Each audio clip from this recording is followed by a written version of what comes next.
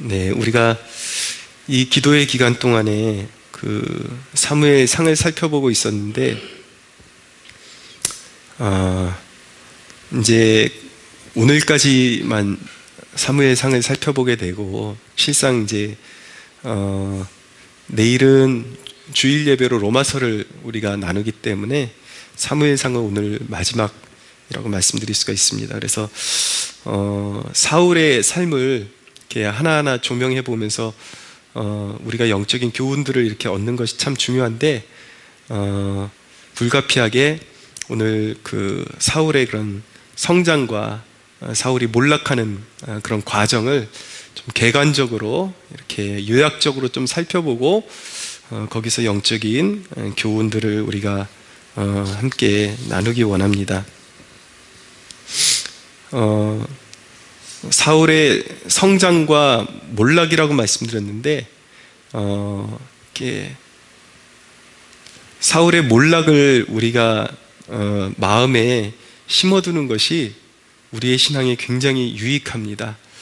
성경은 우리가 항상 은혜를 망각하는 존재라는 것을 알기 때문에 구약 성경도 보면 말라기서로 끝나요. 그래서 아버지께로 돌이키지 않는 자들에게 저주가 임할 것을 선포하고 있고, 신약 성경도 계시록으로 끝나죠. 결국 하나님의 묵시, 그 계시의 그 최종 권위를 선언하면서 결국은 참 성도들의 최종적인 승리와 함께 끝까지 굴복하지 않는 자들, 그리고 영적인 순결함을 지키지 않는 자들에게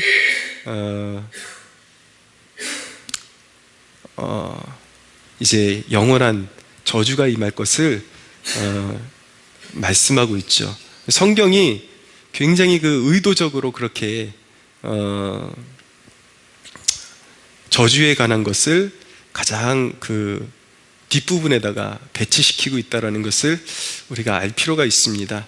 어떤 학자들의 그런 견해대로 타당성이 있는 것이, 인간은 워낙 좋게 이렇게 이야기를 하면 금방 그 은혜를 까먹고 타락하기 쉽기 때문에 항상 마음에 각인되어야 되는 게 그런 어떤 부정적인 그런 면모도, 우리의 삶 가운데 불순종했을 때 일어날 수 있는 부정적인 면모도 가장 우리 마음의 중심에 새겨놔야. 근데 하나님께서 그런 메시지를 허락하시는 이유는 우리에게 저주를 받으라는 뜻이 아니라, 그렇게 저주받지 말고 내가 너희를 위해서 생명의 길을 예비해 뒀으니까 생명의 길로 걸어가라. 할렐루야. 예, 그런 뜻으로 우리에게 주신 메시지라고 생각하시면 되겠습니다. 자, 차근차근 한 번씩 이렇게 좀 살펴볼게요. 제가 말씀드리는 구절들을 찾아서 눈으로 따라오시기 바랍니다. 10장 6절에서 9절입니다. 10장 6절에서 9절 보면은, 내게는 여호와의 영이 크게 임하리니 너도 그들과 함께 예언을 하고 변하여 새 사람이 되리라. 이 징조가 내게 임하거든 너는 기회를 따라 행하라. 하나님이 너와 함께 하시느니라. 너는 나보다 앞서 길갈로 내려가라. 내가 너에게로 내려가서 번제와 화목제를 드리리니 내가 내게 가서 내가 행할 것을 가르칠 때에 7일 동안 기다리라. 그가 사무엘에게서 떠나고 몸을 돌이킬 때에 하나님이 새 마음을 주셨고 그날 그 징조도 다 응하니라. 자, 하나님께서 사울이 얼마나 그 심적으로 부담을 가지고 있을지 아셨기 때문에 큰 사명을 맡기시면서 하나님께서 그냥 맡기시는 것이 아니라 사울에게 영적인 변화를 주십니다. 그에게 새 마음을 주시고 하나님께 순종할 수 있는 마음을 주시고, 그리고 환경적으로 징조를 주시고, 이것이 사울을 왕으로 세우는 그 일이 사람으로부터 난 일이 아니라 하나님께로부터 났다라는 것을 알게 하시기 위해서 여러 가지 징조를 보여주셔서, 이 일이 하나님께로부터 난 것이구나, 이렇게 위안을 얻고 힘을 얻을 수 있도록, 그래서 용기를 북돋을 수 있도록 그렇게 영적인 그리고 심적인 준비를 먼저 시켜주신다라는 것이죠. 그러니까 하나님께서 얼마나 자상하시고 우리에게 어떤 일을 맡겨주시든지 그냥 맡겨주시는 것이 아니라 순종하는 자들에겐 반드시 그것을 이렇게 그 사명을 이루어 나갈 수 있는 힘도 동시에 주신다라는 것을 우리가 기억해야 합니다. 사울에게 그렇게 힘을 주셨고요. 근데 사울이 이제 온 이스라엘 앞에 사무엘이 사울을 왕으로 세우려고 하는데 사울이 어떤 자세를 취하냐면 10장 22절입니다. 그러므로 그들이 또 여호와께 묻되 그 사람이 여기 왔나이까? 여호와께서 대답하시되 그가 진보다리들 사이에 숨었느니라 하셨느니라. 자, 이때만 해도 정말 사울의 모습은 하나님의 도우심이 없이는 아무것도 할 수 없는 정말 순진하기 짝이 없는 사람이었습니다. 사람들 앞에 나서는 것조차도 두려워가지고 진보다리들 그 뒤에 숨어가지고 정말 유약한 심령이었고 한순간도 하나님의 도우심이 없이는 아무것도 할 수 없다라는 그 고백으로 나아갔던 사람이 바로 사울이었던 것이죠. 자, 그렇게 사울이 이스라엘의 왕으로 세워지고 나서 이제 하나님께서 사울을 도우셔서 암몬 족속을 크게 무찌르시는 대승을 거두게 하셔서 사울로 하여금 다시 이스라엘 공동체 가운데 영적인 권위를 세워주시고 그리고 승리를 맛보고 용기를 얻어서 더 큰 사명 감당할 수 있게끔 하나님께서 전적으로 밀어주시는 것을 보게 됩니다. 근데 11장을 살펴보면은 이스라엘의 당시의 상태가 어떤 상태였냐면 암몬 자손들이 자 11장 1절 2절 제가 한번 읽어볼게요. 암몬 사람 나하스가 올라와서 길르앗 야베스에 맞서 진침해 야베스 모든 사람들이 나하스에게 이르되 우리와 언약하자 그리하면 우리가 너를 섬기리라. 자, 이스라엘 백성의 상태가 싸울 생각을 하지 않고 그냥 암몬 족속이 좀 좋게 봐주면 그냥 알아서 종노릇 하겠다. 우리가 종노릇 할 테니까 좀 봐주라.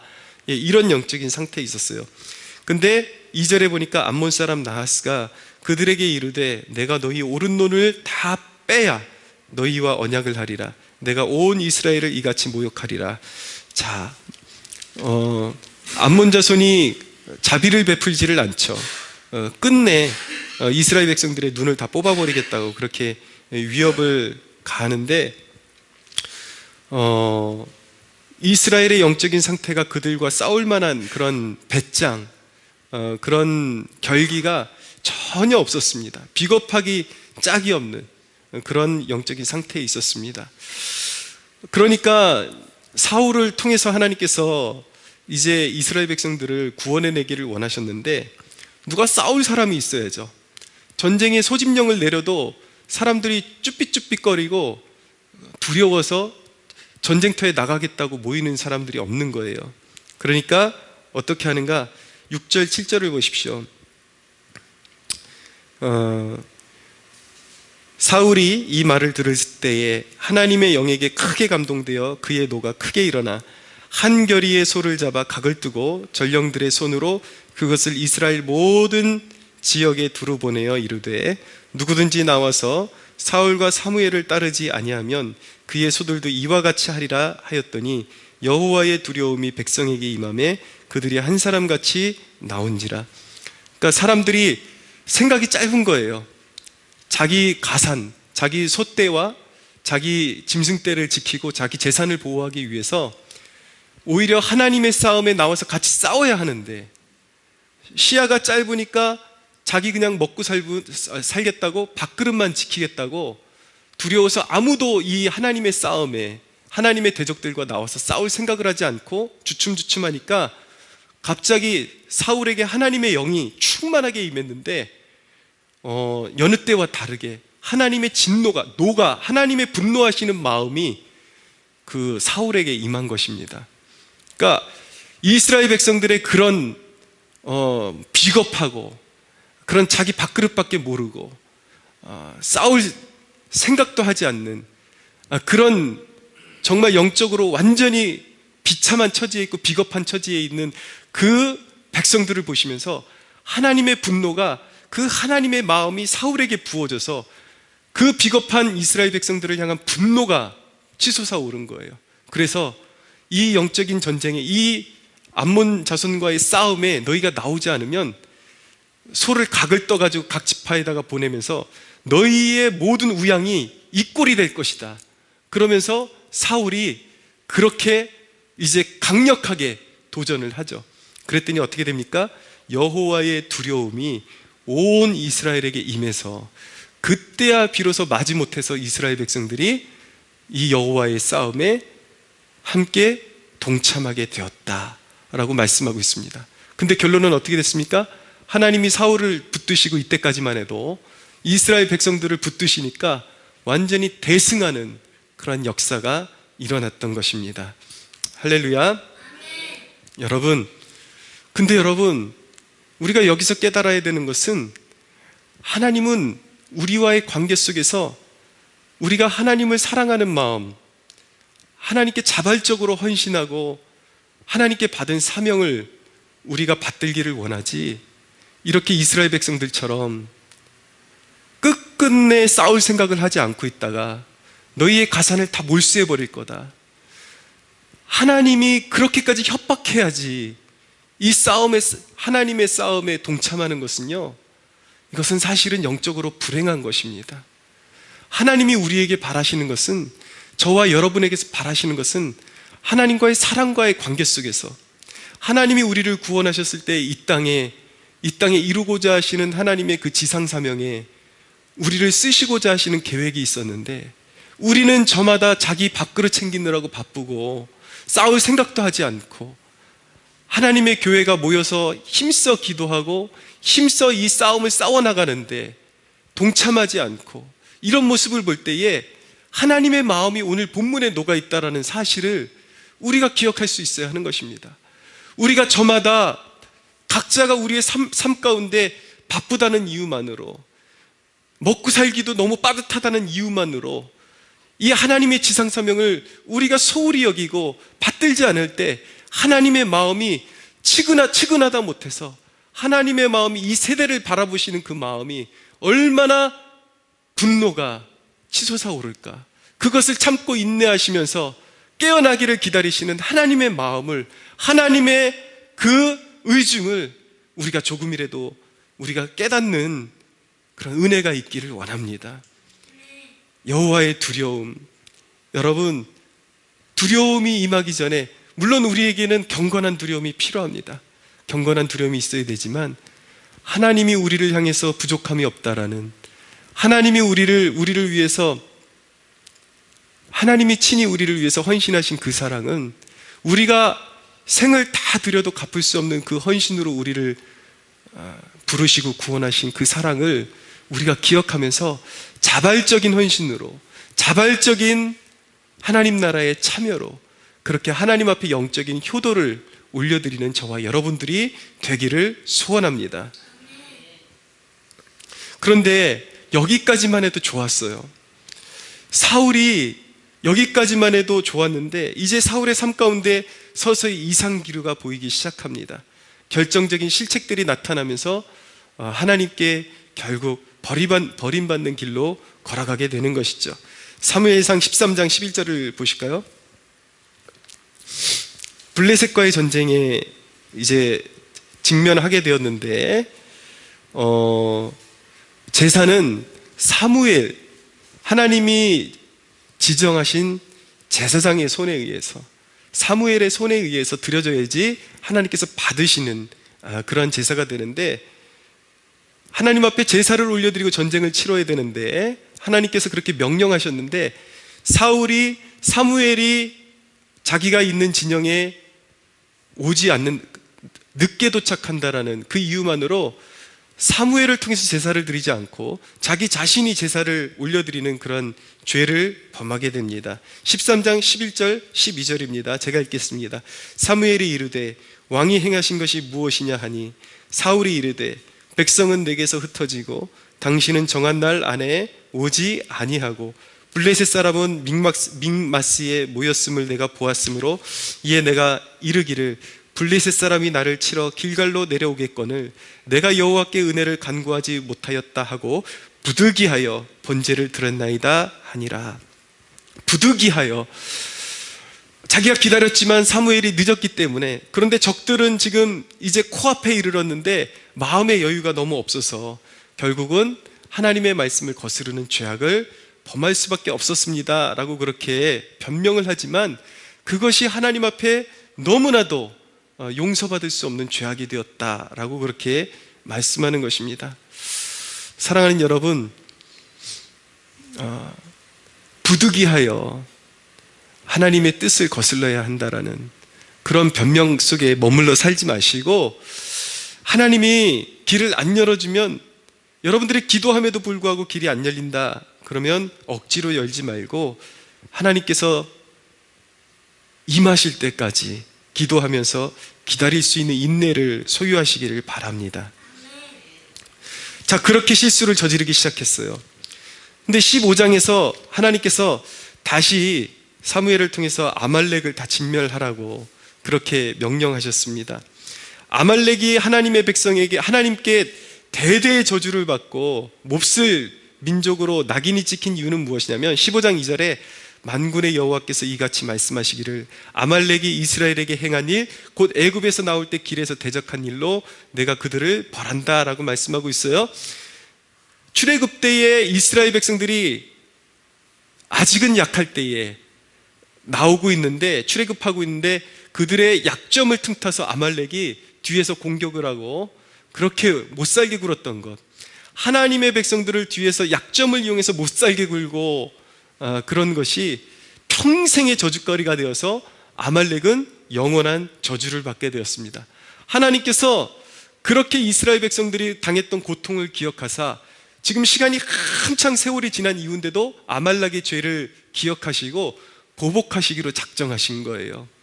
사랑하는 여러분, 성도의 억울한 일은 하나님이 갚아주십니다. 예, 반드시 갚아주십니다. 하나님이 그렇게 저와 여러분을 지켜주세요. 근데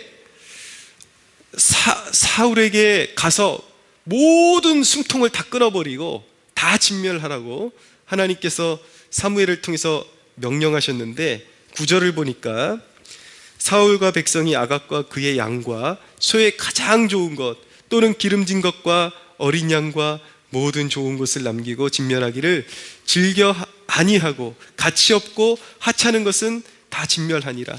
다 죽이라고 말했는데 사울이 거기서 선별해서 좋은 것들을 남기고 아말렉 왕을 죽이지 않고 아직까지도 살려놓고 있었다라는 것, 그가 불순종하고 있다라는 모습을 지금 보여주고 있는 것입니다. 어느덧 그의 인생 삶 가운데 불순종이 자리 잡기 시작합니다. 그리고 12절을 보십시오.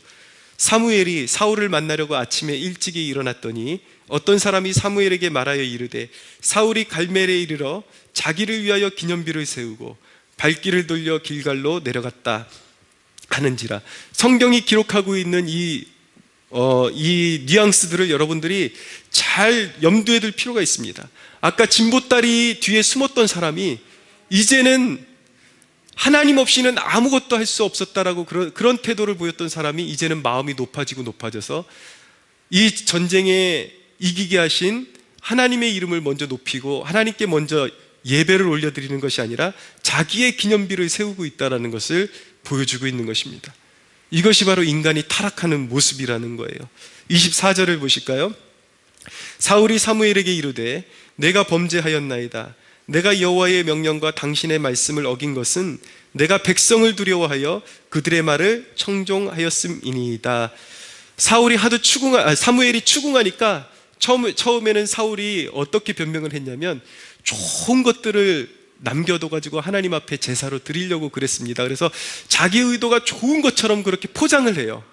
그러다가 사무엘이 계속해서 추궁을 하니까 이제 자기의 본심이 나오는데, 사실은 자기와 함께 갔던 백성들이 자기를 닥달하는 것을 보고서 백성들의 말을 듣지 않으면 자기의 인기가 추락하거나 지도자로서의 입지가 추락하는 것을 두려워해서, 사람이 두려워서 하나님의 음성에 순종하기보다 사람의 말에 그가 복종했다라는 것을 이실직고 하고 있는 것입니다. 하나님보다 사람을 두려워하기 시작하면서 타락으로 떨어지게 된 것이죠. 여러분, 우리의 인생 가운데도, 우리의 신앙의 여정 가운데도 우리도 이렇게 될 수 있다라는 것 마음에 새겨야 됩니다. 겸손으로 시작해서 불순종으로 막을 내리는 모습, 이것이 사울의 모습이거든요. 성령으로 시작했다가 육체로 마치는. 그래서 결국은 어떤 비참한 신세가 되냐면 사울에게서 성령이 떠나가십니다. 그래서 이 사건 이제 이후에 보면은 다윗이라는 인물이 등장하기 시작하는데, 이제 여호와의 영이 다윗에게로 임하시고, 그리고 사울에게는 끊임없이 악령이 임하면서 악령에 시달리고, 악령에 시달리니까 사람이, 이렇게 겸손했던 사람이 인격이 갑자기 확 무너지기 시작하면서 입에서 계속 욕설을 내뱉고 난폭해지고, 그런 사람으로 바뀌는 그런 불행한 모습을 보이고 있는 것입니다. 여러분, 이 구약시대와 오늘날의 신약시대의 차이점은 무엇이냐면, 오늘날에는 성령님이 내주하시면, 구약시대에는 성령님이 특별히 하나님께서 사용하시는 사람들에게 임해 있다가 이제 그가 범죄하거나 거룩을 상실해버리면 여호와의 영이, 성령이 떠나가 버리십니다. 그런데 오늘날 신약시대에 살아가는 성도들에게 성령이 내주하시는데, 신약시대에는 성령이 한번 내주하시면 결코 떠나가지 아니하십니다. 그런데 단지 오늘날에도 성령을 근심케 하면 하나님의 성도들을 향한 기름 부음, 하나님의 도우심, 하나님의 역사하심이 그 삶 가운데 사라져 버리는 거예요. 하나님의 역사가 희귀해져 버리고 하나님의 개입이 희귀해져 버리는 것입니다. 그래서 추악한 육신의 상태로 전락해 버리는 것이죠. 껍데기만 남은 그리스도인으로 전락해 버릴 수도 있다라는 것입니다. 그렇게 사울은 불행히도 버림받았습니다. 그런데 이후에 나타나는 다윗이라는 인물은 영적으로 그리스도의 모형의 그런 역할을 하고 있고, 또 어떤 면에서는 신약 성도들의 모형이라고 말할 수도 있습니다. 다윗에게서는 하나님께서 사람이 약함을 기억하시고, 다윗에게는 성령을 부으시고 끊임없이 다윗과 함께 하시면서 그를 지켜주시죠. 그것이 바로 오늘날 성도들의 삶 가운데 성령께서 영원토록 내주하셔서 이끌어 주시는 것을 예표적으로 보여준다라고도 말씀드릴 수가 있는데, 오늘날의 성도들에게서 성령이 떠나가시진 않으시지만 이렇게 사울처럼 불순종하고 하나님의 뜻을 분별하지 못할 때는 하나님께서 우리에게 어미하신 아버지처럼 징계하신다라는 것을 우리가 꼭 기억해야만 하는 것입니다. 여러분, 오늘 사울의 이 모습들, 사울이 하나님 앞에 겸손하게 성장했다가 몰락하는 이 모습을 보면서 여러분들은 어떤 교훈을 마음에 새기고 계십니까? 어떤 또 신앙을 여러분들이 소유해야 되겠다라는 결단이 서십니까? 여러분은 여호와의 싸움을 받들고 있습니까? 인생 가운데? 그리고 하나님이 원하시는 선택에 관심을 기울이고 있습니까? 사울처럼 늘 세상과 타협해버리고 사람의 말에 타협해버리고 겸손함을 잃어버리고 하나님을 의지하는 태도를 잃어버리고 있지는 않습니까? 사랑하는 여러분, 오늘 사무엘상을 마무리하면서 딱 두 개의 본문을 여러분들의 가슴에 새기고 이 말씀을 정리하기를 원합니다. 함께 사무엘상 2장 30절 한번 찾아볼게요. 사무엘상 2장 30절.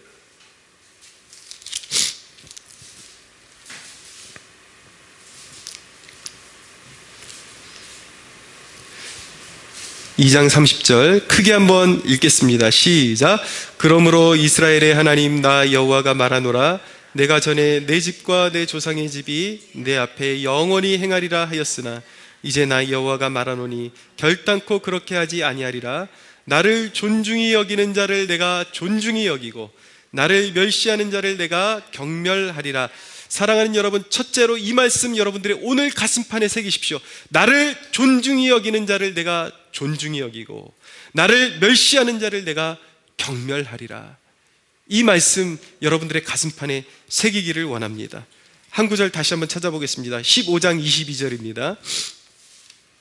15장 22절. 15장 22절 크게 한번 같이 읽겠습니다. 시작. 사무엘이 이르되 여호와께서 번제와 다른 제사를 그의 목소리를 청종하는 것을 좋아하심과 같이 좋아하시겠나이까. 순종이 제사보다 낫고 듣는 것이 순양의 기름보다 나으니. 한 절 더 읽겠습니다. 시작. 이는 거역하는 것은 점치는 죄와 같고 완고한 것은 사신우상에게 절하는 죄와 같음이라.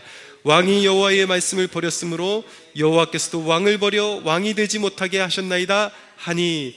여러분, 두 번째로 이 말씀 꼭 기억하십시오. 순종이 제사보다 낫고 듣는 것이 순양의 기름보다 낫다. 할렐루야.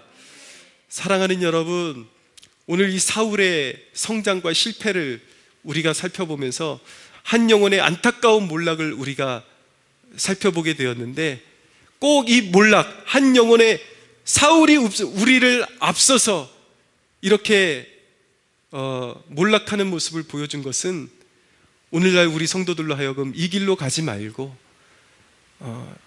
다윗과 같이 평생토록 하나님 섬기며 하나님의 기쁘심이 되는 선택을 하고 하나님의 이름에 걸맞는 그런 태도로 하나님을 섬기라는 그런 영적인 교훈으로 우리에게 주신 것을 믿으시기 바랍니다. 끝까지 승리하시고 끝까지 하나님의 이름을 높여드림으로 말미암아 여러분들의 삶 가운데 풍성한 은혜와 아름다운 성령의 열매들이 차고 넘치는 축복이 있게 되기를 예수님의 이름으로 축복합니다. 하나님께 영광의 박수 올려드리겠습니다.